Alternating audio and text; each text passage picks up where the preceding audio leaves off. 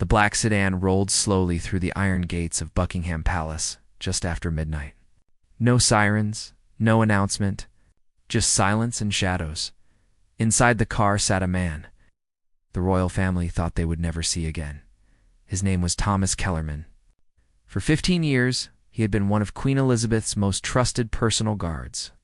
He knew her schedules, her routines, her private fears. He had stood outside her bedroom door on nights when the world felt dangerous. He had traveled with her to foreign lands where threats were real and close. But 3 years ago, Thomas disappeared. No resignation letter, no forwarding address. One day he was there, the next he was gone. The palace said he retired for personal reasons, but those who knew him didn't believe it. Thomas wasn't the kind of man who walked away now. He was back, and he carried with him a warning that would change everything. King Charles was asleep when the call came.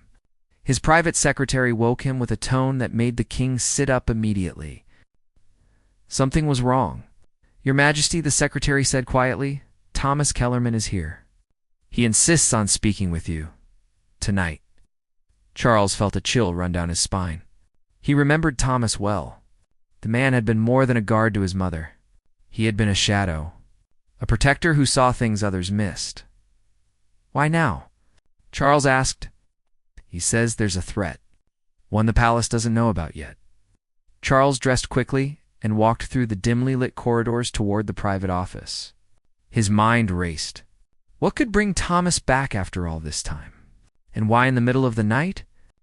When he entered the room, Thomas stood near the window, his back to the door. He was older now, grayer, but still had the posture of a soldier. He turned slowly. Their eyes met. "Your Majesty," Thomas said, his voice steady but heavy with something unspoken. "I'm sorry to come like this, but there's something you need to hear, and it can't wait." Charles gestured for him to sit, but Thomas remained standing. 3 years ago, Thomas began, "I didn't leave because I wanted to. I left because I was told to. By someone inside this palace." Charles felt his chest tighten. "I discovered something," Thomas continued. "A security breach. Not from the outside. From within. Someone close to the family was leaking information, locations, schedules, movements. I brought it to the attention of senior staff. And 2 days later, I was quietly removed." The room fell into a thick silence. "They told me to disappear," Thomas said. "They said if I spoke, there would be consequences. So I stayed quiet. I watched from a distance. I waited. And now?" Charles asked, his voice tight. Thomas stepped closer. "Now," he said, "the same breach is happening again. But this time, it's worse. And this time, the target isn't your mother." He paused. "It's you." Charles felt the air leave the room. He had been king for only a short time, and already the weight of the crown pressed down harder than he ever imagined. Now this, a warning from a ghost. A man who had once protected his mother returning with news that sent ice through his veins. "What are you saying?" Charles asked, his voice low and controlled. Thomas reached into his coat and pulled out a folded envelope. He placed it carefully on the desk between them. "For the last 3 years, I've been working quietly," Thomas said. "Outside the palace. Outside official channels, I've been tracking patterns. Breaches in communication. Leaks that shouldn't exist." He tapped the envelope. "Inside this are dates, times, locations. Every time your schedule was changed last minute. Every time a private route was altered. Every time a security detail was reassigned without explanation." Charles stared at the envelope, but didn't reach for it yet. He asked, "And every single one of those changes," Thomas said, his jaw tight, "was known by someone before it happened. Someone who shouldn't have had access." Charles finally picked up the envelope. His hands were steady, but his heart was not. He opened it slowly and scanned the pages inside. Dates, codes, notes written in Thomas's precise handwriting. "These are internal movements," Charles said quietly. "Only a handful of people would know these." "Exactly," Thomas replied. "Which means the leak is coming from someone very close to you." The words hung in the air like smoke. Charles looked up, his eyes sharp now. "Who?" Thomas shook his head. I don't know yet. That's the problem. Whoever it is, they're careful. They've covered their tracks well, but I know the pattern. And I know it's happening again. He leaned forward, his voice dropping. Your mother trusted her inner circle completely, and that trust almost cost her. More than once. Charles felt a surge of anger. Then why didn't you stay and fight? Why did you leave her? For the first time, Thomas's expression cracked. Pain flickered across his face. I was told, he said quietly, that if I stayed, if I pushed further, your mother would be hurt. Not by an outsider, by scandal, by exposure. They made it clear that the best way to protect her was to disappear. Charles stood abruptly, his chair scraping against the floor. So you're telling me my mother lived her final years under a security threat that was buried? Hidden, yes, Thomas said. And now, it's happening to you. The room felt smaller, tighter. Charles turned toward the window, staring out into the dark gardens beyond. Somewhere out there, beyond the walls and gates. The world believed the crown was safe, protected, untouchable. But in here, the truth was different. What do you want me to do? Charles asked without turning around. Thomas stepped beside him, his reflection appearing in the glass. I want you to let me back in, Thomas said. Not officially, not where anyone can see, but close enough to watch. Close enough to find out who's behind this. And if we're wrong? Charles asked. Then I'll disappear again, Thomas said. But if we're right and you do nothing, you won't get a second chance. Charles turned to face him. The two men stood eye to eye. You're asking me to distrust my own people? I'm asking you, Thomas said, to protect your family. Asterisk the next morning, the palace moved as it always did. Staff hurried through hallways. Meetings were scheduled. Security teams rotated shifts. Everything appeared normal, but beneath the surface, something had changed. Thomas Kellerman was inside the walls again, not as a guard, not officially. He had no title, no uniform, no place on any roster. Charles had arranged it carefully. Thomas would operate as a private consultant, an old acquaintance helping with historical security reviews. Quiet, invisible. Only 3 people knew the truth. Charles, his private secretary, and the head of palace security, Commander William Hargrave. Hargrave was a man of rigid discipline. 20 years in the military, 10 years protecting the royal family. He did not like surprises. And Thomas Kellerman was a surprise he did not welcome. When Charles introduced them in a closed meeting, Hargrave's expression was stone. I remember you, Hargrave said coldly. You left without notice. Without explanation? I had my reasons, Thomas replied evenly. And now you're back with accusations, Hargrave continued, claiming there's a security breach from within my team. I'm not accusing your team, Thomas said. I'm stating a fact. Hargrave's jaw clenched. Then prove it. Charles raised a hand, cutting through the tension. Enough, the king said firmly. Thomas has information. We will investigate it quietly and carefully. Commander, you will cooperate. Fully. Hargrave's eyes flicked to Charles, then back to Thomas. He gave a short nod. Yes, Your Majesty. But as they left the room, Thomas could feel Hargrave's distrust, like a blade pressed against his back. Over the next few days, Thomas moved through the palace like a ghost. He observed routines, watched staff interactions, studied schedules. He noticed the small things, the patterns most people missed.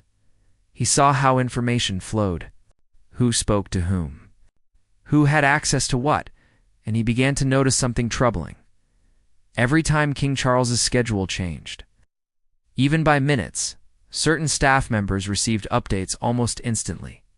But the updates came through unofficial channels, not the normal security lines, text messages, private emails, quiet conversations in hallways. Thomas started mapping it, tracking who received information and when, and then he saw it. A name that appeared again and again. Julian.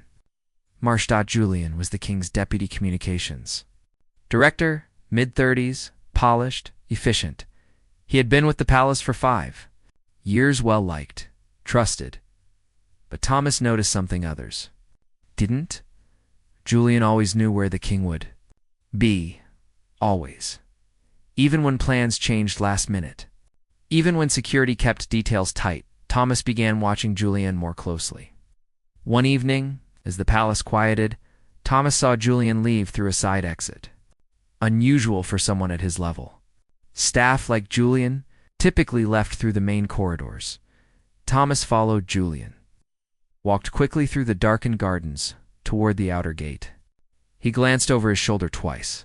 Nervous energy at the gate, Julian stopped. He pulled out his phone and made a call. Thomas stayed hidden behind a stone pillar, close enough to hear fragments. ... Tomorrow, 3 o'clock. West entrance. Thomas's pulse quickened. Julian ended the call and slipped his phone back into his pocket. Then he returned inside, walking casually now, as if nothing had happened. Thomas didn't move for a long moment. He had found something, but he needed proof. Real proof, and he needed to move carefully. Because if Julian realized he was being watched, everything would disappear. Thomas returned to his small room in the palace and opened his laptop. He began cross-referencing Julian's movements with the schedule leaks. Dates, times, locations, everything matched by morning. Thomas knew what he had to do. He requested a private meeting with King Charles when they met. Thomas laid out everything. "It's Julian Marsh," Thomas said. "He's the leak." Charles stared at him, disbelief and anger mixing in his eyes. "Julian. He's been with us for years. He's loyal." "Loyal to someone," Thomas said, "but not to you." King Charles sat in silence, his hands folded on the desk in front of him. The weight of Thomas's words pressed down like iron. Julian Marsh, a man who had stood beside him in meetings, who had helped shape public messages, who had smiled and nodded and served, a traitor. "What do you need?" Charles asked quietly. "I need access to his communications," Thomas said. "Emails, phone records, anything tied to his work devices, and I need it done without him knowing." Charles nodded slowly. "I'll arrange it." "Through Commander Hargrave," Thomas said sharply. Charles looked up, surprised. "Not Hargrave," Thomas continued. "Not yet. We don't know how deep this goes. If Hargrave is involved, even unknowingly, it could tip Julian off." Charles hesitated. Trusting Thomas meant distrusting others. People he had worked with, people his mother had trusted. But his mother was gone now, and the crown was his to protect. Then who? Charles asked. "Just you and me," Thomas said. "We bring in tech support from outside. Someone not connected to palace systems." Charles considered this. It was risky, unconventional, but so was everything about this situation. "Right," Charles said finally. "Do it." 2 days later, a private cybersecurity consultant arrived quietly at the palace. No ceremony. No records. Just a laptop and a secure connection. Within hours. They had access to Julian's work accounts. What they found made Thomas's blood run cold. Julian had been communicating with an encrypted number for months. Messages were brief but clear. Times, locations, routes, security changes. But it wasn't just about the king, it was about the entire family. Messages included details about Prince William's children, about Catherine's private appointments, about movements that were supposed to be protected at the highest levels. Thomas scrolled through the messages, his jaw tight. "Who is he sending this to?" Charles asked, his voice barely above a whisper. "I don't know." Thomas said. "The number is routed through multiple countries, encrypted. Whoever is on the other end knows what they're doing." Charles stood and walked to the window, his back to Thomas. "Why?" he asked, his voice breaking slightly. "Why would Julian do this?" Thomas looked up from the screen. Money, ideology, blackmail, could be anything. But it doesn't matter why. What matters is stopping it. Charles turned. His face hardened now. The initial shock was fading. replaced by resolve. What's the next step? We confront him, Thomas said. But not here. Not in the palace. Too many eyes, too many ears. We need him isolated. Somewhere he can't run. Somewhere he can't warn anyone. Charles thought for a moment. There's a private estate, he said. In Scotland, remote, secure. We use it for family retreats. Perfect, Thomas said. Get him there. Make it look routine. A planning session. Something normal. Charles nodded. I'll arrange it. 3 days later, Julian Marsh boarded a private helicopter with King Charles and a small entourage. He believed they were traveling to finalize communication, strategies for an upcoming royal tour. He had no idea what was waiting for him. The estate was surrounded by forests and hills. No neighbors. No press. Just stone walls and silence. When they arrived, Julian was shown to a sitting room. He was told the king would join him shortly, but when the door opened, it wasn't just Charles who walked in, it was Thomas Kellerman. Julian's face went pale. Julian, Charles said calmly, closing the door behind him. Sit down. Julian's eyes darted between the two men. His mouth opened, then closed. Your Majesty, I sit, Charles repeated, his voice firm. Julian sat. Thomas stepped forward and placed a tablet on the table in front of him. On the screen were the messages, the encrypted communications, the leaked schedules. Julian stared at the screen. His hands began to shake. We know, Charles said quietly. We know everything. The room fell silent. Julian's breathing became shallow. His face flushed. I can explain, he whispered. Then explain, Thomas said coldly. Asterisk. The response came 36 hours later. A single message. A location. A time, a dockside warehouse in East London. 2 nights from now. Midnight, Thomas read the message 3 times, memorizing every detail. This was it. The moment they had been building toward. But it was also the most dangerous. Whoever was on the other end had been operating in shadows for years. They were organized, professional, and now they were being drawn into the open that made them unpredictable. King Charles wanted to bring in full security, armed teams, surveillance, but Thomas convinced him otherwise. If they see anything unusual, they'll vanish, Thomas said. We need this to look real. Just Julian. Just the handoff. And you, Charles added. And me, Thomas agreed. But hidden. Close enough to move if something goes wrong. Charles didn't like it. Every instinct told him this was too risky. But he also knew Thomas was right. I'm coming too, Charles said. No, Thomas said immediately. This is my family, Charles insisted. My responsibility. Thomas met his eyes. Which is exactly why you can't be there. If something happens to you, everything we've done is meaningless. The 2 men stood facing each other. Finally, Charles exhaled. Fine, but you bring Commander Hargrave. At least one other person you trust. Thomas nodded. Agreed. The night of the meeting, the air was cold and damp. Fog rolled in from the Thames, wrapping the dockside in gray silence. Thomas and Commander Hargrave arrived early. They positioned themselves in a gutted office building across from the warehouse. From there, they had a clear view of the entrance.